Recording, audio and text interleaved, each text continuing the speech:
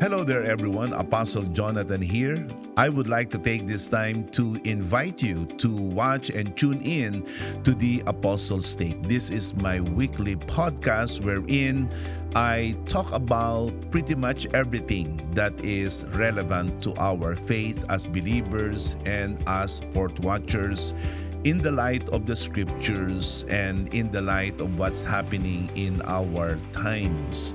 You can watch this podcast every Wednesday at 7 p.m. Manila time. And you can also check out the podcast in different social media platforms such as in Apple Podcasts, in Spotify, YouTube, even in Facebook and Instagram. Once again, please do tune in to The Apostles' Take. The Lord bless you all.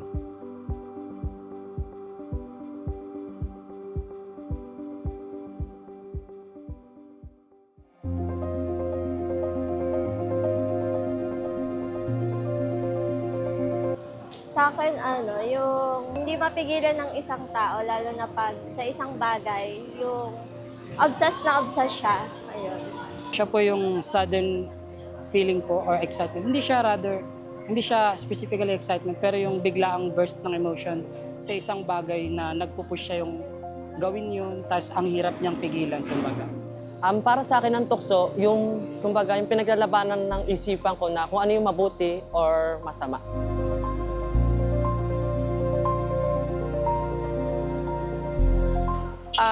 Prayer, through prayer, every day, every morning.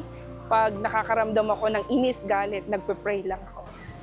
Prayers talaga. Kailangan, at the end of the day, pagka may problema ka, magdasal ka muna. Kasi magugulat ka na lang, nasusolusyonan na siya. Ina-overcome ko po yung temptation. Iiwasan ko siya or like, gagawa ko ng mga bagay na mas mala-divert yung attention ko. Actually, tukso ng pagiging isang tao. Kasi nandyan yung sugal, some kind of sex, ganyan. So yun yung mga malalaking challenges na bilang isang tao. Dito sa ating kapaligiran, marami talagang tukso na dumarating. Sa bawat tukso na yon, dapat maging matatag ka, lagi mong paglabanan sa bawat araw na dumarating sa buhay.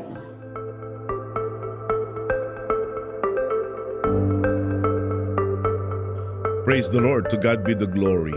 Hello there, everyone. Apostle Jonathan here. We are going to look at this very provocative study about temptation. And this is going to be the subject of my podcast today, The Apostles' Take. But before we look at how we can be able to understand and overcome temptation, we need to first of all look at some background truth and information concerning temptation. As we all know, that temptation is everywhere and it is incessant. Walang lugar, walang sandali na walang tukso. Ang tukso ay nasa lahat ng dako, nasa lahat ng lugar at nasa lahat ng panahon at oras. Hindi ito humihinto, hindi ito tumitigil. At ang tukso ay isang karanasan na hindi talaga natin ito matatakbuhan. Ang ibig sabihin ko nito ay walang taong hindi tinutukso. Temptation is one inescapable human experience. Seriously, who is not tempted? Who is not exposed to these devilish attacks? And more on that later on. In the book of Genesis chapter 4 in verse 7, the Word of God says, sin is crouching at the door. Its desire is contrary to you, but you must rule over it. There is no argument at all how sin or the solicitation of sin, which is temptation, actually is experienced by everyone. Now, before we go deeper into how we can be able to overcome temptation, it is important that we first of all study its root meaning. Ang ating titingnan ngayon ay yung tinatawag na etymological o yung root meaning ng salitang tukso o sa Ingles ay temptation. It's actually from the Greek word peirazo. And the word in Greek peirazo is from the word peira, meaning to test or to tempt. So, merong dalawang side ang Greek word na peira, na kung saan doon nanggagaling yung salitang tukso o yung tinatawag nating pagsubok. It has a dual side to it, to test or to tempt. But the only difference is the context by which the word peira is being used. And the word peira can be used both in good or in a bad sense, as these verses in Matthew 4:1 and 3 and 2 Corinthians 13:5, it says there, "Then Jesus was led up by the Spirit into the wilderness to be tempted by the devil." And then it says, "And after fasting 40 days and 40 nights, he was hungry. And the tempter came and said to him, 'If you are the Son of God, command these stones to become loaves of bread.'" Ang gamit dito ng peira ay masama sapagkat ang konteksto ay si Satanas ang nanunukso sa ating Panginoong Jesus. Yan ang maliwanag na binabanggit sa talatang 1 ng Kapitulo 4 sa aklat ng Mateo. At ang pangalawang gamit naman ng peira ay sa tama o mabuting kaparaanan. In 2 Corinthians 13 verse 5 says, "Examine yourselves to see whether you are in the faith. Test yourselves. Do you not realize this about yourselves, that Jesus Christ is in you, unless indeed you fail to meet the tests?" Dito, ang gamit ng pera ay testing na kung saan ang konteksto ay mabuti, na kailangan nating subukin ang ating mga sarili kung talaga tayo ay nasa pananampalataya. And so, this is the root word for the word either temptation or testing. And more on that later on in our study. And this time, we're going to look at the theological meaning of the word temptation. Ang Biblia ay wala talagang tuwirang pagpapakahulugan patungkol sa kaisipan at sa ideya ng tukso. Now, the Bible isn't giving us any clear-cut definition about temptation. However, the Bible shows many instances, many examples of how temptation is carried out. However, there is a broad consensus among scholars and theologians concerning the fundamental definition of temptation. And temptation is solicitation or an enticement. Ito ay panghihikayat at pag-eengganyo upang ang isa'y gumawa ng kasalanan at sumuway sa kalooban ng Diyos. And so this is the fundamental definition of temptation. It is a solicitation or it is an enticement to commit evil or to disobey God's will. Now, if temptation is a solicitation to evil, therefore, it is necessary that we must define what evil is. Ito ang hinihingi ng kahulugan ng temptation. Kung ang tukso ay panghihikayat na tayo ay gumawa ng kasalanan at ng masama at sumuway sa kalooban ng Diyos, mahalaga na ating bigyan din ng kahulugan kung ano ang masama. It is incumbent that we must also define what is evil. Now, there are many layers to the definition of evil, but I would like to use what one apologists had used in order to define evil. According to this apologist, that evil is good gone bad. It is good gone bad. Evil is an anomaly or an aberration of what is good. Inihahalimbawa niya ang masama gaya ng isang kalawang o tanga. It's like rusts. That evil is not self-existent. Hindi ito pwedeng siya lang. Kailangan ang masama ay sumira ng mabuti. And so, evil could only exist if there is metal or if there is an original material present and then it latches on it. For instance, a tooth decay. Walang decay kung walang tooth or walang decomposition kung walang katawan na patay. Ganun din ang evil. Ganun din ang masama. Evil cannot exist on its own. Actually, evil is an anomaly. Ito'y isang malaking anomalya.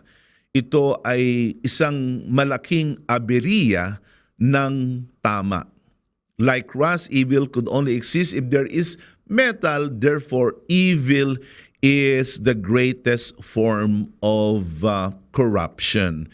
And we are going to see later on what is needed in order for us to overcome temptation. Hence, temptation is solicitation to evil or to commit sin.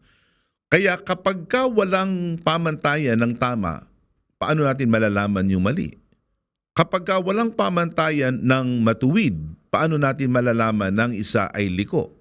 At kung walang pamantayan ng kalooban ng Diyos, paano natin masasabi ng isa ay sumusuway sa kalooban ng Diyos? Mahalaga na ating malaman ang pamantayan na ito upang sa gayon ay ating malampasan at madaig ang mga tukso sa ating buhay. It is for this reason why we must first of all establish the definition of evil or sin before we can be able to fully understand how we can be able to overcome temptation. Furthermore, we must also comprehend and understand the important realities about God. This is again one important dimension for us to be able to resist and overcome and defeat temptation that we face every day. Ito ang mga mahalagang katangian ng Diyos na kailangan nating maunawaan, mga kapatid, upang ating madaig at mapagtagumpayan ang mga tukso. Una, ang Diyos ay banal. Ang Diyos ay banal. God is holy. And since God is holy, and may I add that His holiness isn't relative, but His holiness is absolute. He is perfect. There is no flaw, there is no error, there is nothing inadequate, there is nothing that is lacking in His purity and in His holiness. God is absolutely holy. Therefore, In His perfect, absolute holiness, God can never be tempted by evil, nor does He tempt anyone with evil. That is mentioned by James in chapter 1 in verse 13. It says there, "Let no one say when he is tempted, I am being tempted by God. For God cannot be tempted with evil, and He Himself tempts no one." Ang Diyos daw ay hindi matutukso ng masama. At siya din bilang banal ay hindi nanunukso ng masama. Kaya walang masama na gagawin ang Diyos. Walang gagawin ng Diyos na kokontra sa kanyang pagkatao, sa kanyang kalagayang dalisay at banal. So, we must understand the holiness of God. In that way, we can be able to look at how we react and how we deal with sin, since we know already the holiness of God. Pag hindi natin kilala na ang Diyos ay banal, madali nang magkasala, madali nang sumuko sa mga tukso na dumarating sa ating buhay bawat sandali at araw-araw.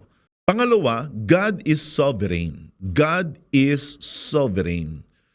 That means the will of God is independent of any outside influence. Walang makapagpapabago sa kalooban ng Diyos. Walang makapag-iiba sa kautusan ng ating Diyos. God's sovereignty protects Himself from changing and becoming less than who He really is.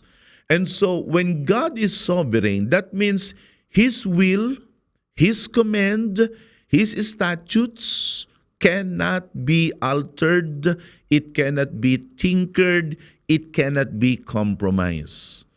Ang kalooban ng Diyos ay dapat na masunod sapagkat ito ang pinakamataas sa lahat.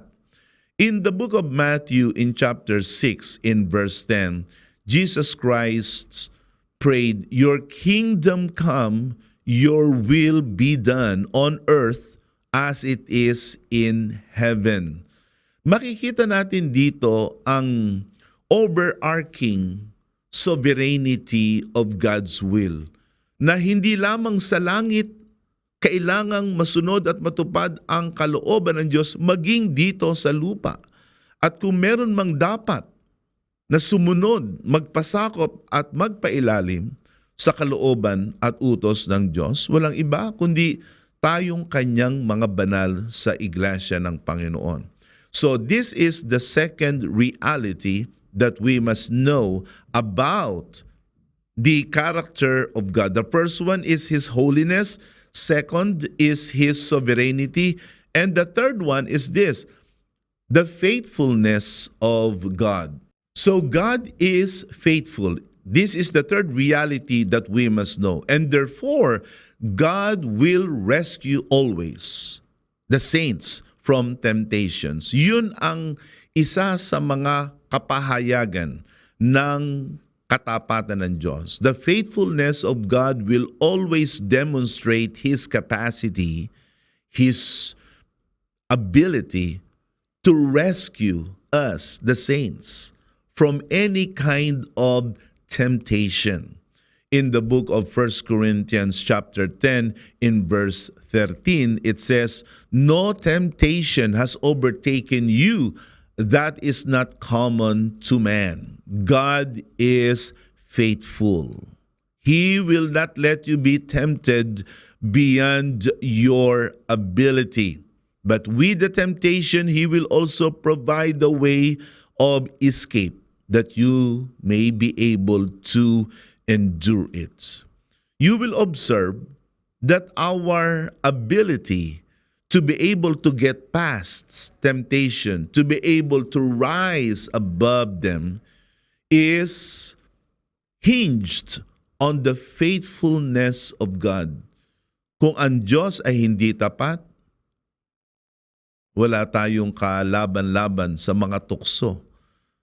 Kaagad-agad tayong susuko at bibigay at tayo ay mabilis na matangay ng mga makasalanang tukso. Subalit purihin ang Panginoon, siya'y tapat. God is faithful. At sa kanyang katapatan, hindi niya pahihintulutan at hindi niya papayagan na tayo ay matukso higit pa sa ating kakanyahan.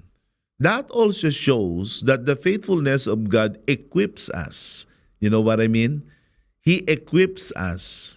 He provides us with divine abilities to be able to rise above and to get past the temptation that is thrown our way.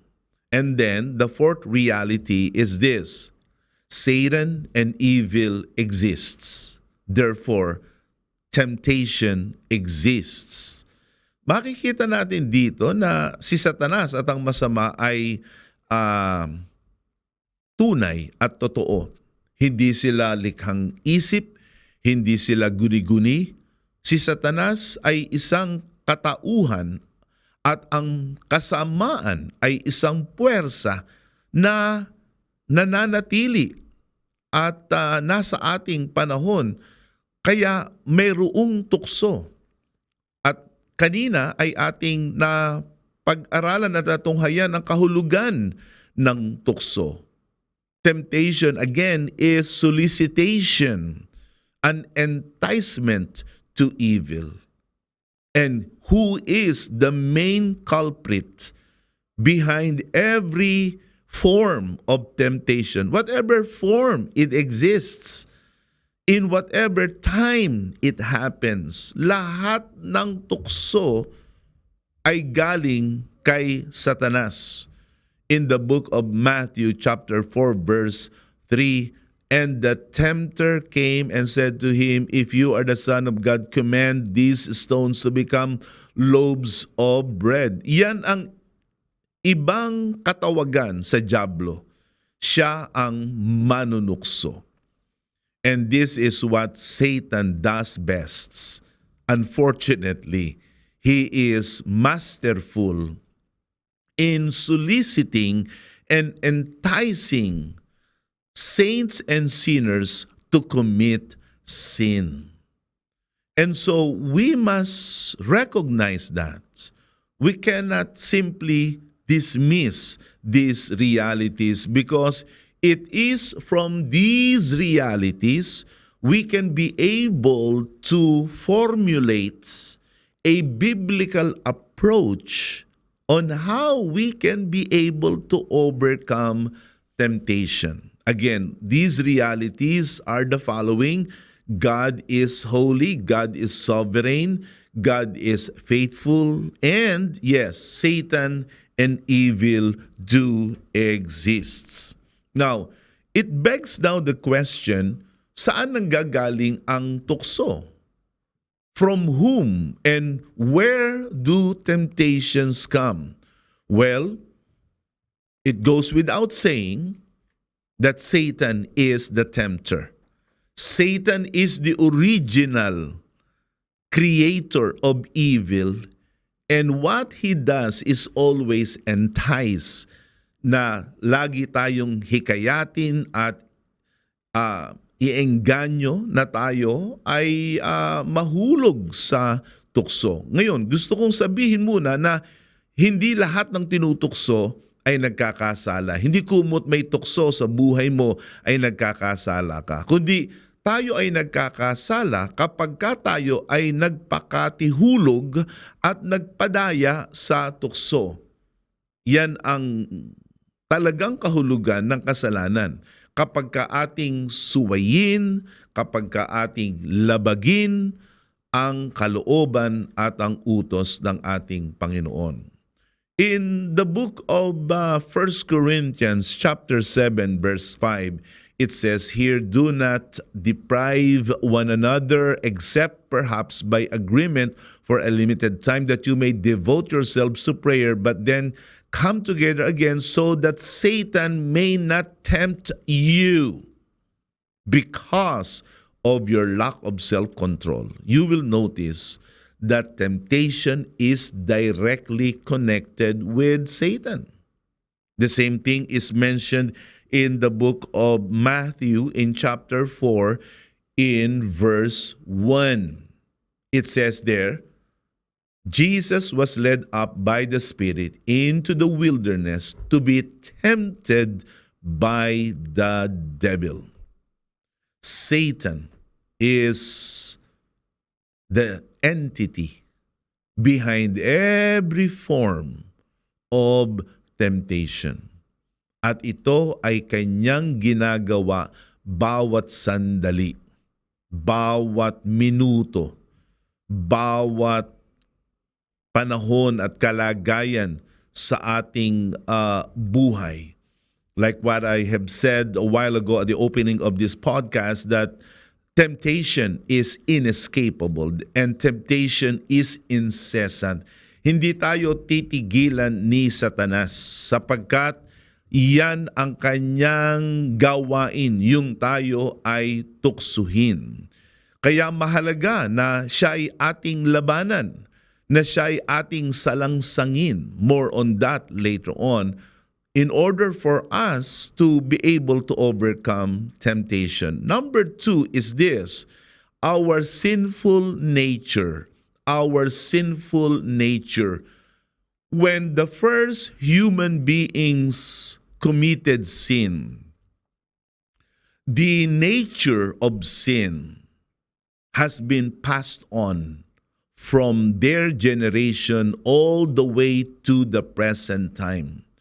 That is why there is something in us that is inherently flawed and wicked and depraved.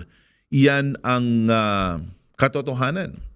Na kahit yung pawang matino sa atin at yung pawang banal sa atin, tayo ay puno, tayo ay tigib ng mga karupukan at tayo ay nasa ating kalikasan na makasalanan. Maliban na lamang na tayo ay maipanganak na muli, papalitan ng Diyos ang ating kalikasan mula sa pagiging makasalanan, tayo bibigyan ng kalikasan na maging banal. Mula sa kalikasan na masuwayin, bibigyan tayo ng kalikasan na masunurin. Mula sa ating kalikasan na tayo ay mga anak ng kadiliman, tayo ibibigyan ng kalikasan na maging anak ng Diyos. But speaking of our nature and all its proclivities and all its inclinations and our desires, we are not yet fully redeemed and we are not yet totally liberated.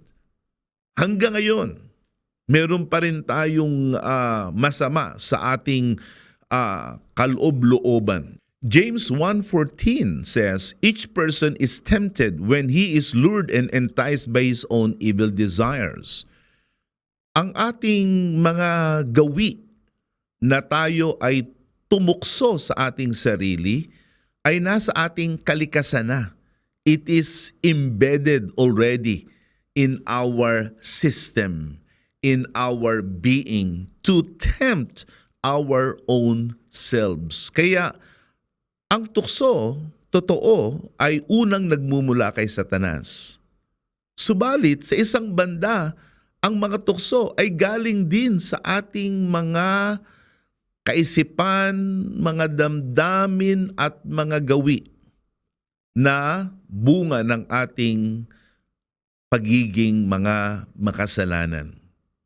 And so, the second source of temptation is none other than our carnal desires, as we say it in the theological context. And speaking of our carnal or fleshly desires. In the book of 1 John chapter 2 verse 16 says, "For all that is in the world, the desires of the flesh and the desires of the eyes and the pride of life is not from the Father, but is from the world." You will see there the narrow lists, yet very disastrous places from where our temptations come from. They come from our desires, from the desires and proclivities of our flesh, sa ating laman. It comes from the desires, particularly of our eyes. Itong ating mata, lahat ng ating nakikita, lahat ng ating namamasdan at na babanaag, ang lahat ng ito'y maaaring pagmulan ng lahat ng mga tukso.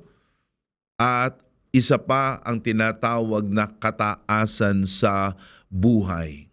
So, narito ngayon ang pangalawang pinagmumulan ng mga tukso. At pangatlo, ang tukso ay nagmumula sa sanglibutan. Ang sanglibutan hindi ang ating planeta, kundi yung sistema ng kasalanan na nasa ating mundo ngayon.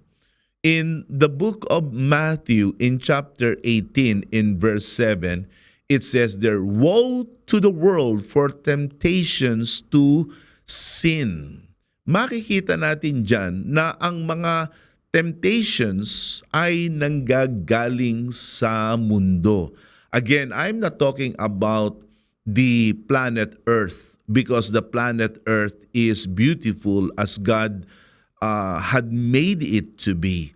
But what the Word of God is telling us is the sinful system of life and governance and everything else that is made by men and made by Satan. And so, the Bible says, "Woe to the world for temptations to sin." Makikita natin dito na ang sanglibutan nga ang pinagmumulan ng mga tukso. Kaya ang sabi ni Apostol Juan sa unang Juan sa kapitulo 2 sa talatang 15, na huwag nating ibigin ang sanglibutan. Do not love the world or the things in the world. Sapagkat kapag ibigin natin ang sanglibutan, anuman yung mga bagay na yan at anumang mga impluensya yan na nasa sanglibutan, ay parang inibig na rin natin at binuksan na rin natin ang ating sarili na matukso. Kaya kapag ibigin natin ang mga kayamanan ng sanglibutan, ang mga bagay na nauukol sa sanglibutan, kapangyarihan, karangyaan, at kasikatan, at iba pang mga bagay, para bagang binuksan na natin ang ating sarili kay Satanas na siyang tinatawag na prinsipe ng sanglibutan na ito. So these are the three sources of temptation.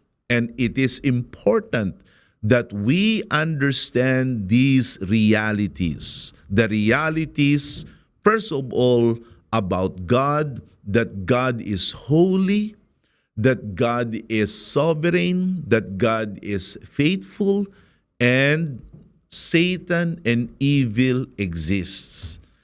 Kaya pag malaman natin yan, ngayon, makaka-formulate na tayo ng mga kaparaanan. Paano natin mapapagtagumpayan ang mga tukso? At ngayon na alam na rin natin kung saan ang tukso nagmumula. Ito'y nagmumula kay Satanas. And so we must not see the devil as a friend or as some kind of an ally, and never ever think that Satan is our frenemy. Minsan ay iniisip natin na Mabuti pa na tayo'y mapalayo sa Diyos kaysa tayo'y mapalapit sa Kanya. Sometimes we think that walking away from God is better for us than drawing near to Him. Remember, anyone who pushes away from God is bringing himself to the enemy. The Bible says, do not love the world. And we must also understand that temptations come from deep within us. Kaya hindi natin pwedeng i-underestimate ang kakanyahan ng masama na tayo ay hikayatin na gawin ito. It is my hope and prayer that you have been enlightened in this first part of our two-part series on overcoming temptations. And next time, in the second part, we are going to examine the biblical and practical ways on how to overcome temptation. And we are also going to look at the distinctions and the differences of temptation and testing. Once again, this is Apostle Jonathan saying goodbye to all of you, and I would like to see you again next time for the second part of this two-part series on overcoming temptation here on the Apostles' Take. God bless you all.